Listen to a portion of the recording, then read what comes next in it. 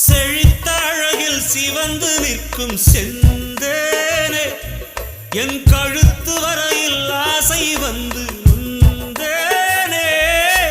வெறித்த கண்ணால் கண்கள் விழுங்கும் பெண்மானே உன் கனத்த கூந்தலில் காட்டுக்குள்ளே காணாமல் நான் போனேனே இருதயத்தினுள்ளே ஓலை ஒன்று கோதிக்க எந்த மூடி போட்டு